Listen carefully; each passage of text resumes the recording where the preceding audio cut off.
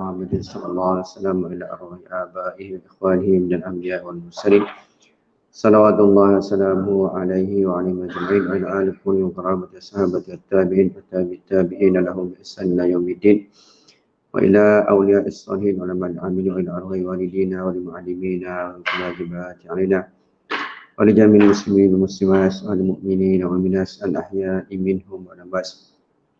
الفاتحة. أعوذ بالله من الشيطان الرجيم. بسم الله الرحمن الرحيم.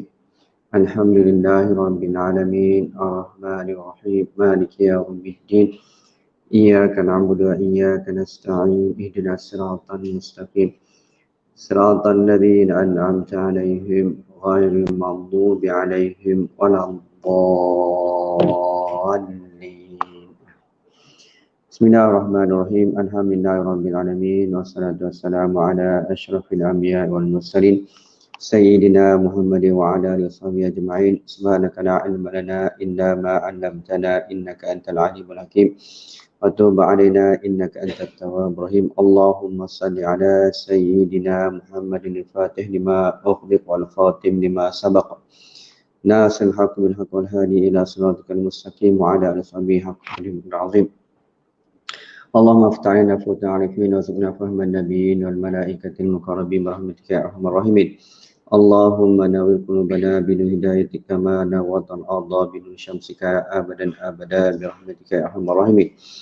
ربي زدنا علما وارزقنا فهما ربي زدنا علما وارزقنا فهما ربي زدنا علما وارزقنا فهما. أما بعد.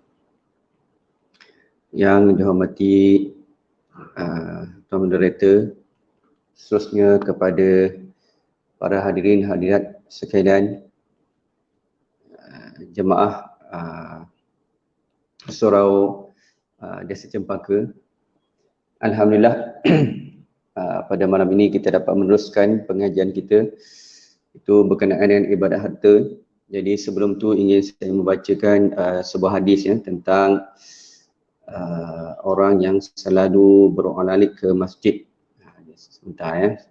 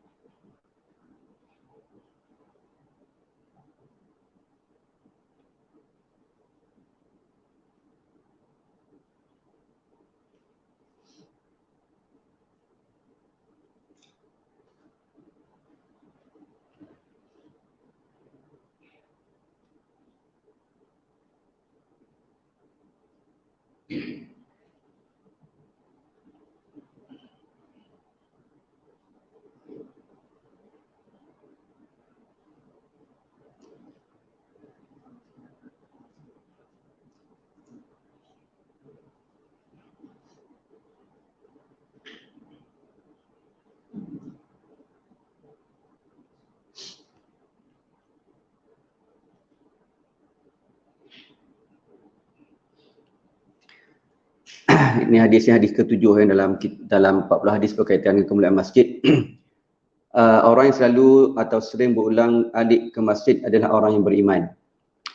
An Abi Sa'id radhiyallahu anhu qala Rasulullah sallallahu alaihi wasallam, "Idza ra'aytumur rajulu ya'tadu yata'ahadul masjida fashhadu lahul bil iman." Qala Allah Ta'ala, "Innama ya'muru masajidallahi man amana billahi wal yawmil akhir." Yang bermaksud daripada Abu Sa'id Al-Khudri radhiyallahu anhu, beliau berkata Rasulullah sallallahu alaihi wasallam bersabda, "Apabila kamu melihat seorang lelaki yang sentiasa pergi berulang-alik ke masjid, maka persaksikanlah baginya dengan keimanan." Allah Subhanahu wa taala berfirman, "Innama ya'muru masajidallahi man amana billahi wal yawmil akhir." Hanya sahaja yang layak memakmurkan, menghidupkan masjid-masjid Allah itu ialah orang-orang yang beriman kepada Allah dan hari akhirat. Surah At-Taubah. Jadi di sini alhamdulillah dinyatakan oleh Rasulullah SAW bahawa orang yang memakmurkan atau mengimarahkan masjid atau surau rumah Allah, maka dijanjikan di sini bersaksilah, maka persaksikanlah baginya dengan keimanan kepada Allah SWT. Jadi ini antara kelebihan bagi kita yang diperlukan oleh Allah SWT untuk mengimarahkan masjid, datang solat berjemaah di sini. Jadi ini hadis ni menepati dengan ayat Al-Quran yang menyatakan bahawa hanya senya yang layak memakmurkan atau menghidupkan masjid-masjid Allah itu ialah orang-orang yang beriman kepada Allah dan hari akhirat. Maknanya kelebihan orang yang datang ke masjid untuk solat berjamaah, kita pun maklum bagaimana pahala solat berjamaah tersebut. Yang terbaik adalah solat berjamaah Isyak dan juga subuh. Jadi saya berpeluang hari Ahad baru ni singgah di Masjid Temeloh, Masjid Temeloh Jaya. Jadi alhamdulillah time solat tu amat meriah. Dia ada lebih kurang 13 ataupun 14 saf. Jadi dia target, dia bermula pada 2016. Target dia untuk achieve solat subuh dan juga isyak sampai saf yang ke-10. Satu saf ni lebih kurang 30 orang, 30 lebih. Jadi bila 10 saf maknanya dalam 300 orang. Jadi memang meriah. Jadi antara jalan dia untuk mengingatkan jemaah untuk sentiasa mengimarahkan masjid adalah dengan ini, mengingatkan, membaca kelebihan-kelebihan yang Allah janjikan kepada orang-orang yang mengimarahkan masjid. Jadi itu saja untuk kami, sebab kami pun sekarang ni pun di USIP pun kami sedang berkempen jugalah untuk kita mengimarahkan masjid. Sebab kalau kita ambil hadis tadi, orang yang bersemayam berjemaah Isyak dapat pahala seolah seperti solat qiyam separuh malam. Kalau solat subuh berjemaah seolah seperti solat sepanjang malam. Sebab kita memang kadang kedrat kita tak mampu untuk bangun solat sampai separuh malam. Dan apatah lagi kita nak berjaga sampai ke seluruh malam tak tidur. Tetapi melalui hadis itu Rasulullah menjanjikan bahawa Allah akan memberi ganjaran orang yang semayang berjamaah di masjid waktu Isyak akan dapat seolahnya solat separuh malam, tak tidur sampai pukul 12 contoh. Kemudian kalau solat Isyak, solat subuh berjamaah, maka dijanjikan pahala seolahnya solat sepanjang malam. Jadi kita yang tidak punya kedrat sekarang ni dengan keadaan kerja apa semua, kalau kita dapat jaga dua waktu ni, alhamdulillah. Jadi kita dapat kelebihan-kelebihan yang dijanjikan oleh Rasulullah sallallahu alaihi wasallam. Jadi untuk meneruskan kita punya sesi kita dah masuk kepada hadis 25 itu, kita baca sikit. Jadi hari ini kita teruskan. Qala al-musannif rahimahullah taala wa nafa'ana bi ulumi fi darain amin. Hadis 25, sedekah sebagai hadiah pahala buat seorang muslim yang telah wafat. Ni ada perbincangan dia kat sini, panjang juga perbincangan dia. An Aisyah radhiyallahu anha anna rajulan atan nabiyya sallallahu alaihi wasallam faqala ya Rasulullah inna ummi uqtutilat nafsuha wa lam tusi wa azunnuha law takallamat tasaddaqat afala ajran in tasaddaqtu anha. Qala na'am. Daripada Sayyidatina Aisyah radhiyallahu anhu, beliau meriwayatkan bahawa sesungguhnya seorang lelaki telah datang kepada Nabi sallallahu alaihi wasallam dan berkata, wahai Rasulullah, sesungguhnya ibuku telah wafat dengan mengejut dan dia tidak sempat memberi wasiat, dan aku beranggapan bahawa sekiranya dia sempat berkata tentang wasiat, dia akan bersedekah. Adakah baginya pahala sekiranya aku bersedekah untuknya? Baginda menjawab, ya. Ini salah satu, kita kata, sumbangan bagi anak yang soleh. Sebab tu dikatakan dalam hadis kan, idza qatala ibnu adam in qata amaluhu illa min salas. ilmu yang yuntafa'u bih, waladun salihun, dan juga sedekah jariah. Itu 3 perkara ya. Nanti pun kita akan discuss di sini ya, berkenaan dengan sekiranya seorang itu meninggal dunia maka terputus amalan dia melainkan 3 perkara, iaitu sedekah jariah, ilmu yang bermanfaat yang diajar orang, kemudian orang mengajar ilmu tersebut, kemudian anak yang soleh yang mendoakan baginya. Dalam konteks ini dan hadis ni, anak ni sahabat Nabi, dia berkata dia bersedekah bagi pihak mak dia. Mak dia meninggal secara mengejut. Sebab tu kita kata meninggal ni bukan tentu tua, muda, sakit ataupun tak sakit. Kadang-kadang immediate sahaja orang yang muda boleh meninggal bila kemalangan. Kadang-kadang orang yang nak pergi melawat orang yang sakit, orang yang melawat tu pula accident meninggal. Jadi apa yang penting adalah fatazawwadu fa inna kharzadit taqwa. Jadi yang penting kita menyediakan bekalan untuk akhirat tersebut. Jadi di sini kalau sekiranya kita tak mampu, macam dalam konteks ni ada harta ataupun tetapi tidak sempat bersedekah. Jadi bila saja kita meninggal maka harta kita akan menjadi harta faraid. Kan, melainkan ada wasiat. Sebab dia sebutkan ni, melainkan kalau mak sahabat ni berwasiat supaya disedekahkan harta dia, maka itu akan menjadi harta 1/3 saja ya, 1/3 wasiat akan menjadi harta sedekah. Tetapi sekiranya dia tidak berwasiat, maka harta itu semua akan menjadi harta faraid. Maka bagilah ashabul furud kan, ada 12 anak lelaki, anak perempuan, kemudian mak, bapa, dia ada 5 kan. Kalau meninggal suami maka yang mewasi isteri, anak lelaki, anak perempuan, mak dan bapa. Kalau ada 5 ni terhalang terus yang lain. Maksud terhijab terus yang lain ya. Kalau 5 orang ni ada, ataupun kalau contoh bila isteri meninggal dunia maka suami, anak lelaki, anak perempuan, ibu dan bapa. Ada 5 ni maka yang lain tak akan dapatlah bahagian faraid. Jadi hadis ni mengatakan demikian, sekiranya dia tahulah, memanglah kita mana tahu bila kita nak meninggal Jadi anak ni berpandangan, maknanya kalau contoh dia dia akan mewakafkan, bersedekah harta dia, tetapi dia meninggal secara mengejut, maka boleh tak anak ini bersedekah dan niat kepada mak dia? Itu ya. Jadi kita kalau yang berpeluang untuk bersedekah, jadi boleh niat sekali ya.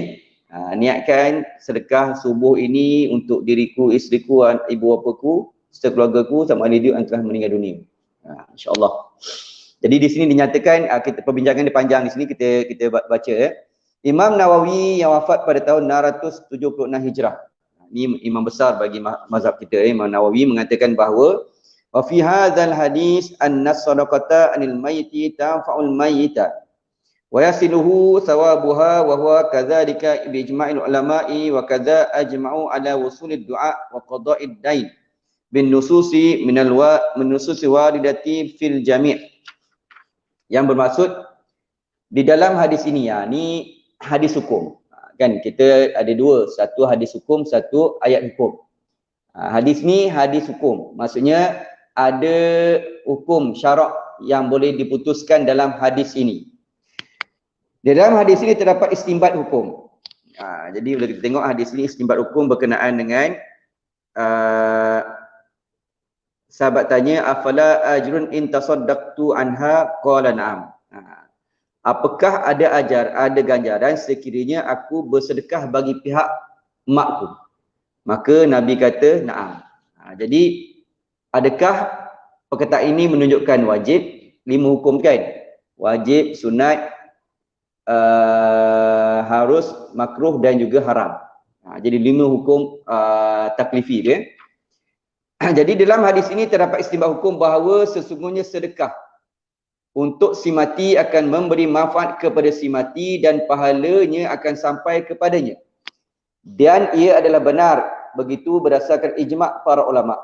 Dan begitu juga para ulama telah berijma' tentang sampainya manfaat doa dan pembayaran hutang buat si mati dengan nas-nas yang warid dalam semua hal ini.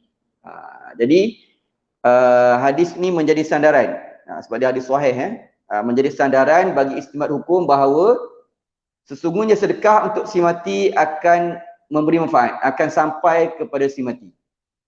Kan kita biasa mendengar bagaimana kisah orang si mati mendapat makanan, mendapat cahaya disebabkan oleh anaknya yang bersedekah bagi pihaknya. Dan begitu juga mereka para ulama telah berijma' tentang sampainya manfaat doa. Doa daripada anak yang soleh. Kemudian doa lil muslimin wal muslimat.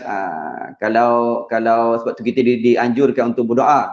Allah maghfir lil muslimin wal muslimat wal mu'minin wal mu'minat.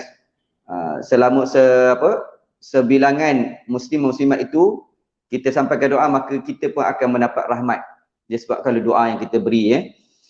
Dan pembayaran hutang buat si mati dengan nas-nas yang warid dalam semua hal ini. Itu hadis yang pertama. Kemudian hadis yang kedua, jadi istinbat hukum ni maksudnya menunjukkan bahawa perkara tersebut adalah sunat, bukan wajib. Adalah perkara menginfakkan harta dan niat kepada si mati, maka itu adalah sunat dan sampai kepada si mati, memberi manfaat. Mungkin melapangkan dia punya kubur, mungkin dapat mengurangkan kepanasan dalam kubur, mungkin dapat mengurangkan azab kubur. Jadi kita dah baca sebelum ni bagaimana sedekah dapat menyejukkan kubur, kan, menghilangkan panas dalam kubur. Itu sedekah. Itu sedekah dari kita sendiri. Sekarang ni sedekah bagi orang lain, niat kepada kita, kepada si mati, maka pun dapat juga kalau ikut hadis ni. Kemudian hadis yang kedua, Sa'id bin Ubadah radhiyallahu anhu menyedekahkan kebunnya bagi ibunya yang telah wafat. An Ibn Abbas radhiyallahu anhu anna Sa'd bin Ubadah radhiyallahu tufiyas ummuhu wa huwa ghaibun anha faqala ya Rasulullah inna ummi tufiyas wa ana ghaibun anha ayanfa'uha syai'un in tasaddaqtu bihi anha. Qala na'am. Qala fa inni ushiduka anna ha'iqi al-mikhrafa sadaqatun 'alaiha. Jadi sahabat sewaktu dengan Rasulullah senang. Bila ada saja persoalan maka terus boleh berjumpa dengan Rasulullah SAW untuk mendapatkan hukum. Jadi dalam hadis ini daripada Sayyidina Abdullah bin Abbas radhiyallahu anhu, iaitu sepupu bagi Rasulullah SAW, dan beliau berdamping dengan Rasulullah SAW dan menjadi salah seorang kibarus sahabah. Beliau meriwayatkan bahawa sesungguhnya Sa'ad bin Ubadah radhiyallahu anhu telah kewafatan ibunya sedangkan beliau tidak ada bersamanya. Maknanya dia berada di tempat lain, ibu dia meninggal. Lalu beliau bertanya kepada Rasulullah sallallahu alaihi wasallam, wahai Rasulullah, sesungguhnya ibuku telah wafat sedangkan aku tidak ada bersamanya.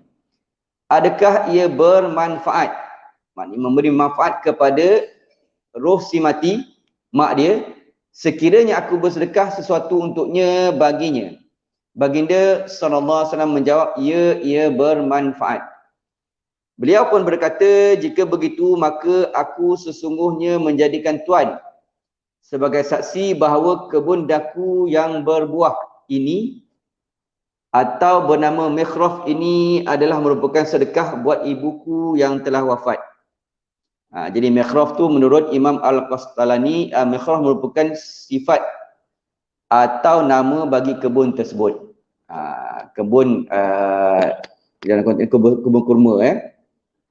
Jadi ni hadis ni yang kedua. Yang tadi hadis pertama pun sahabat bertanya tentang sedekah bagi mak dia. Yang kedua ni pun dia sedekah kebun dia bagi mak dia yang telah wafat.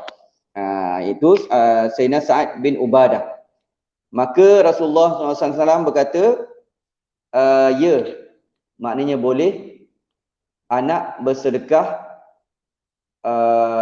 ataupun dalam ni bersedekah kebun, hasil kebun itu untuk ibunya yang telah wafat, yang meninggal dunia. Jadi maknanya kita boleh meniatkan sedekah kita untuk ibu kita ataupun bapa kita yang telah meninggal dunia.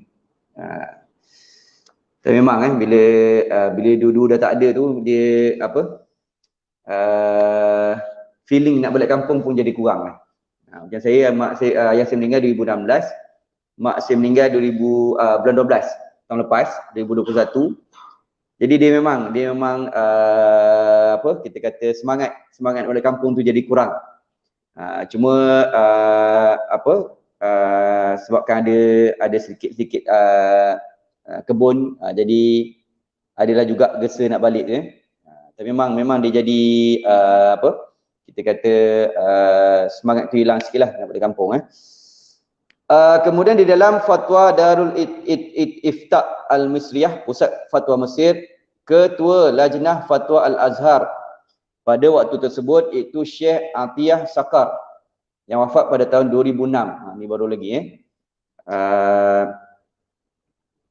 Di dalam fatwanya pada bulan Mei 1997, ketika mengulas tentang amalan orang hidup yang memberi manfaat kepada si mati, menyebutkan bahawa Zahabal Mu'tazilatu ila anna ayata kurbatin yahdiha al-hayyu ila al-maiti la tanfa'uhu. Bina'an ala qawlihim biwujubil adli amma ahlus sunnah faqalu hunaka kurabun yajuzu lil hayyi an yaf'alaha wa yastafida minha lil al-mayyitu. Bal wasa'a ba'dhum ad-da'irata hatta syamalas kullu al-qurabi. Ini komentar daripada pengarang kitab, iaitu Dr. Abdullah Jalil, menyatakan bahawa golongan Mu'tazilah, ini golongan yang sesat, golongan yang bukan bermanhaj akidah Ahlussunnah wal Jamaah. Mu'tazilah berpegang bahawa mana-mana ibadat takarrub, pendekatan kepada Allah yang dihadiahkan oleh orang yang hidup kepada si mati tidak memberi manfaat kepadanya berdasarkan pegangan mereka berkenaan kewajipan prinsip adil. Di sisi mereka lah. Jadi pada pandangan Mu'tazilah, seorang yang meniatkan pahalanya kepada si mati tidak sampai. Tetapi manakala kita Ahlussunnah wal Jamaah, kalau ni Asy'ariyah wal Maturidiyah, kita di Negeri Sembilan ini, itulah manhaj kita. Berkata di sana ada amalan ibadah takarrub yang boleh bagi orang yang hidup melakukannya dan orang yang mati mendapat manfaat darinya, dari amalan tersebut. Bahkan sebahagian mereka ulama Ahlussunnah wal Jamaah meluaskan hal ini sehingga merangkumi semua jenis pendekatan kepada Allah SWT ibadah. Jadi perkara ini adalah perkara yang perbezaan pendapat antara ulama. Maka kita mazhab kita di sudut akidah Ahlussunnah wal Jamaah, Asy'ariyah wal Maturidiyah, menyatakan bahawa amalan oleh orang yang hidup berniat untuk sedekahkan amalan pahala amalan kepada si mati, maka sampai. Jadi di sini di dalam jadual tu dirumuskan rumusan isu pahala yang sampai kepada orang yang telah wafat. Ini maklum kalau yang belah kiri tu amalan sendiri. Amalan sendiri secara iktisab, secara kita buatlah, secara usaha kita, ikhtiar kita, yang dilakukan dengan usaha sendiri, seperti solat 5 waktu sehari semalam, kemudian puasa di bulan Ramadan, kemudian zakat bila cukup haul dan juga nisab, bila bulan puasa maka kita tunaikan zakat fitrah. Dan bagi yang ada harta, sama ada dalam bentuk duit, dalam bentuk ternakan, dalam bentuk tanaman, cukup haul dan juga nisab, maka dia perlu tunaikan zakat harta. Kemudian haji, bagi yang mampu, istita'ah. Dia kata istita'ah, maknanya bagi yang mampu. Sebab tu untuk semua golongan maka yang setiap hari kita amalkan adalah solat. Dan juga rukun yang pertama Islam kita bersyahadah sewaktu kita dalam solat. Kemudian umrah. Sekarang ni dah musim musim umrah. Alhamdulillah. Itu dalam bentuk yang sunat. Yang atas 4 tu adalah yang wajib. Kemudian membaca Al-Quran. Kan bagaimana kalau kita tengok hadis yang pertama menyatakan pintu untuk kita beribadat adalah 2 kan. Kalau kita ingat semula hadis yang pertama bagaimana dinyatakan bahawa Al-Quran dan harta adalah 2 pintu dan peluang ibadat yang besar. Jadi Al-Quran ni kalau boleh jangan tinggal setiap hari baca. Sebab tu kalau kita baca kitab Bidayatul Hidayah tu menyusun amalan kita daripada bangun tidur sampailah kita tidur, dan ada di situ kita selitkan masa untuk kita membaca Al-Quran. Jangan tinggal satu ain ataupun satu muka tu terpulanglah. Tapi kena susun waktu dia bila. Supaya kita menjadi amalan kita menjadi wirid kita sehari-hari, kita akan membaca Al-Quran pada waktu sekian-sekian. Kemudian doa, sedekah, wakaf, zikrullah dan lain-lain. Maknanya umrah, Quran semua tu adalah amalan yang sunat. Sebab Rasulullah SAW menyebutkan satu hadis kursi, Allah menyatakan bahawa sekiranya seorang hamba itu menunaikan yang fardu, kemudian dia menunaikan yang fardu, yang wajib, kemudian dia menambah dengan amalan-amalan yang sunat, maka Allah suka, Allah cinta kepada hamba yang berbuat demikian. Apabila Allah cinta kepada hamba dia, maka Allah akan menjaga. Dalam hadis disebutkan kefahaman hadis tu, Allah akan menjaga anggota dia daripada melakukan maksiat. Maknanya kita ni sebenarnya nak dapat kekuatan untuk berbuat ibadat dan berbuat taat ni pun perlu bantuan daripada Allah SWT. Allah akan beri kita kekuatan rohani untuk mengelakkan kita daripada melakukan dosa. Kalau kita dapat 2 perkara tu, melakukan amalan baik dan meninggalkan amalan jahat, amalan yang buruk, maka kita akan dapatlah takwa, takwa zahir dan batin. Itu yang amalan sendiri. Bila saja setelah wafat kita meninggal dunia, maka dikatakan itu terputus, habis. Idza mata ibnu Adam inqata amaluh. Habis bila saja meninggal seorang anak Adam itu, maka habis segala amalan dia. Maksud dia tak boleh beramal lagi dah. Habis dah. Jadi sewaktu hidup telah peluang untuk kita nak beribadat. Sebab tu dalam Quran disebutkan dalam surah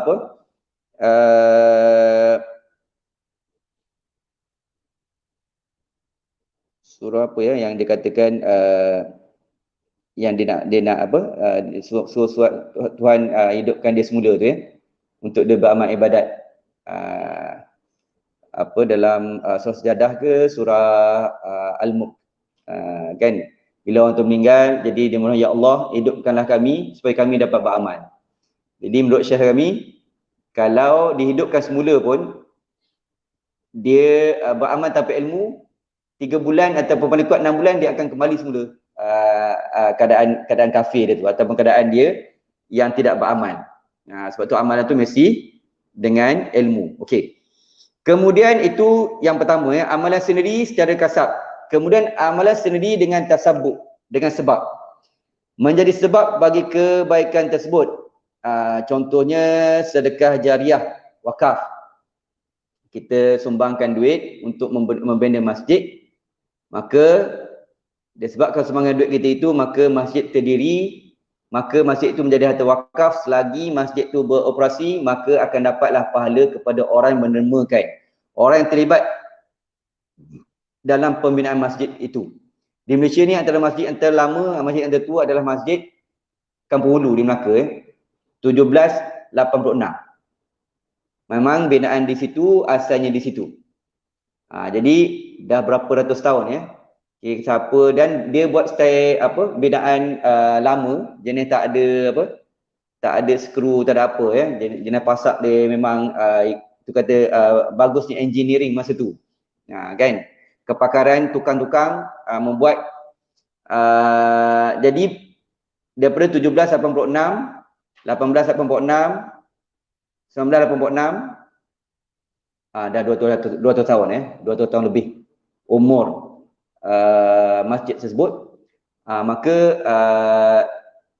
kalau istilah di sudut ekonomi apa dia panggil passive income lah. Kan, pahala yang berterusan diterima oleh orang yang terlibat dalam pembinaan masjid tersebut, Masjid Kampung Ulu. Dia selain pada Masjid Kampung Ulu, Masjid Kampung Laut di Kelantan, tapi dia memula di tepi pantai, kemudian dia pindah sekarang ni balik semula ke tempat yang asal. Kemudian masjid di Johor tu kan, Masjid Sarawak Bakar tu pun 1800 lebih kurang. Jadi di sini amalan sendiri tapi menjadi sebab bagi kebaikan tersebut. Seperti sedekah jariah telaga yang dibuat.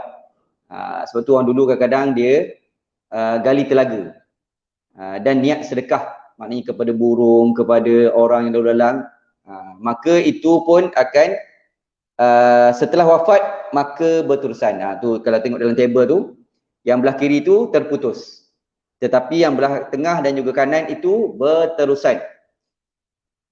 Kemudian mushaf yang diwakaf. Ni Al-Quran yang diwakaf. Tapi ni pun ada jadi kita kata berlebihan pula berlebihan wakaf Al-Quran ni. Sebab kadang-kadang yang initiate perkara tersebut adalah penerbit ataupun yang printing Al-Quran. Maka dia pun buat program wakaf Al-Quran untuk kelas tahfiz, mahat tahfiz. Kadang bila kita tanya, mahat tahfiz tak perlu, dia kata kami tak perlu mushaf sebab untuk seorang student satu saja Al-Quran, tak perlu banyak. Yang perlukan adalah yang tunai. Bila kita tengok, sebenarnya yang initiate perkara tersebut adalah syarikat penerbit Al-Quran. Itu pun kadang-kadang macam-macam zaman sekarang ni, orang mengambil kesempatan dalam melakukan perkara yang baik.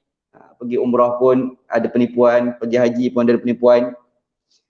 Kemudian, yang ni dalam konteks ni mushaf yang diwakafkan. Sebab tu pun kena ikut keperluan. Sebab tu kalau contoh di Mekah pun banyak mushaf yang tidak dibaca pun. Kan? Kemudian ilmu yang dimanfaatkan. Ilmu yang dimanfaatkan. Ajar seorang tu khairukum man ta'allama al-Quran wa 'allamahu. Yang terbaik di kalangan kamu adalah orang yang belajar Al-Quran dan dia mengajar Al-Quran kepada orang lain.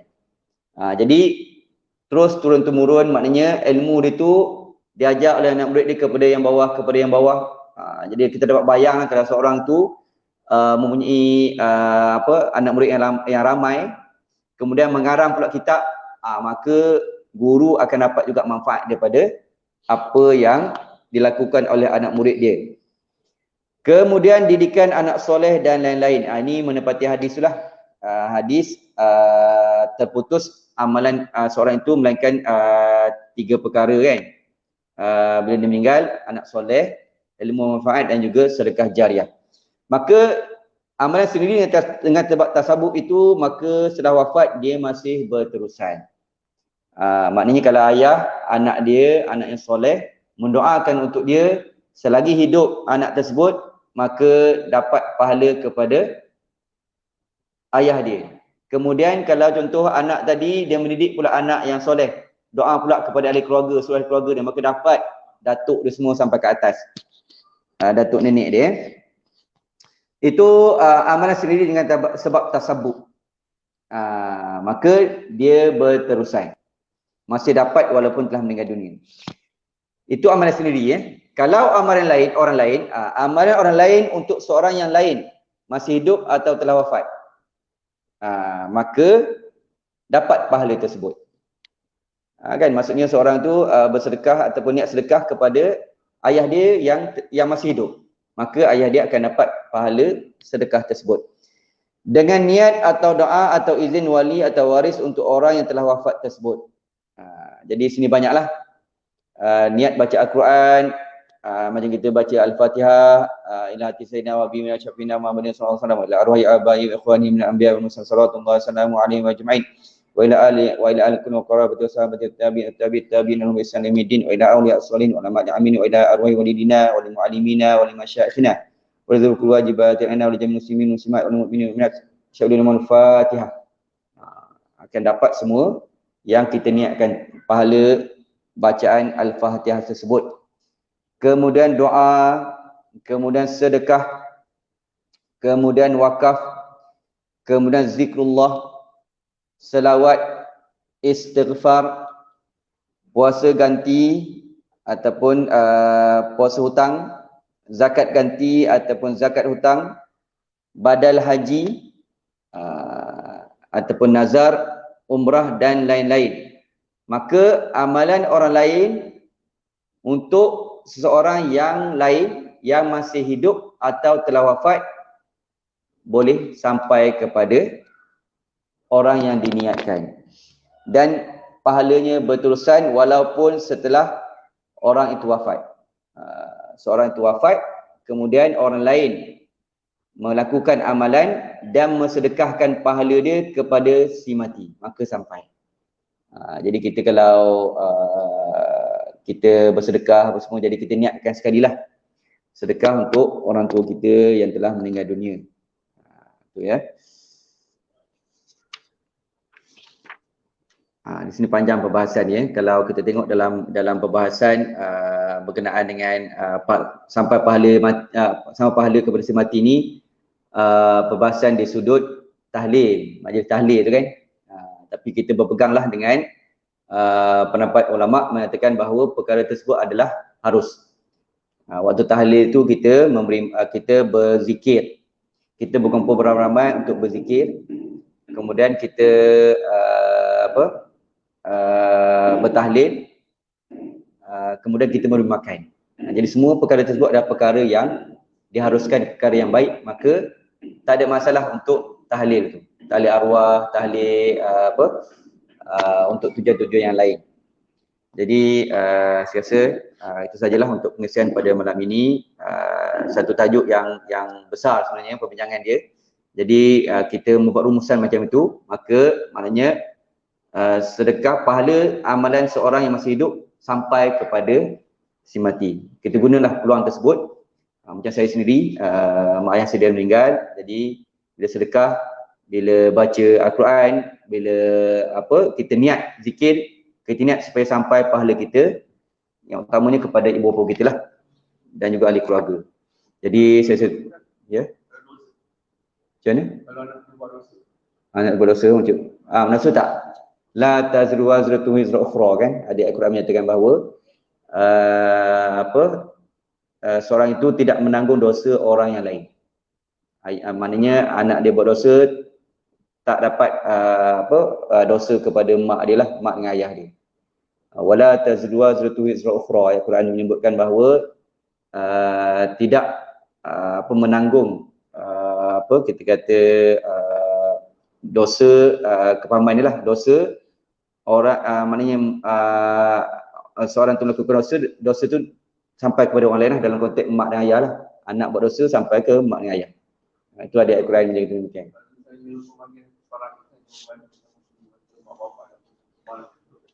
Okey.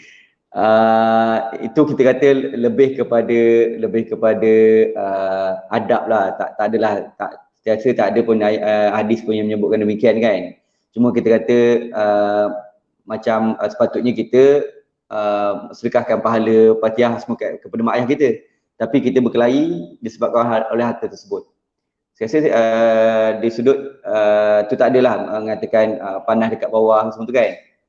Cuma dari segi adab tu memang terjejas lah bila tak selesai isu faraid menyebabkan perkelahian, putus silaturahim. Jadi memberi kesan lah, kita kata di sudut sepatutnya dia fokus kepada memberi pahala kepada mak ayah dia, tapi ni menjadi berkelahi pula. Tuan berbuang saya yang jawapannya lah. Ada apa kalau nak tanya soalan? Mana yang boleh saya jawab lah. Kalau pun saya tangguhkan jawapan tersebut. Tapi betul-betul kalau kisah faraid ni macam-macam kan. Kadang-kadang itulah kata-kata dugaan besar, dugaan harta itulah. Okay.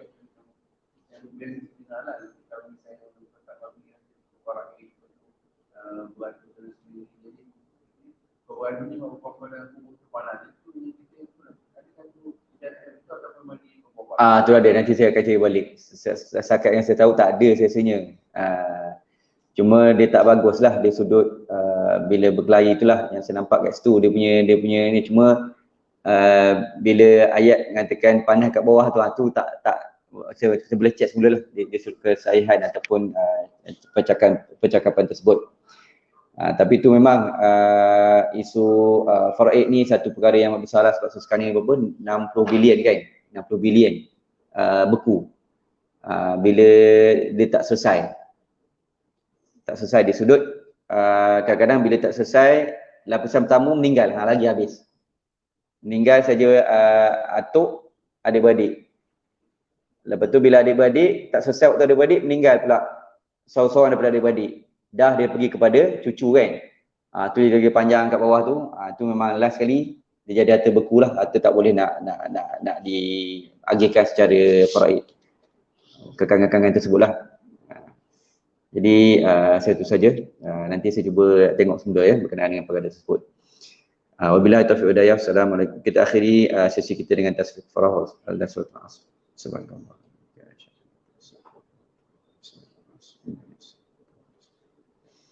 Wabillahi taufiq wal hidayah. Assalamualaikum warahmatullahi taala wabarakatuh.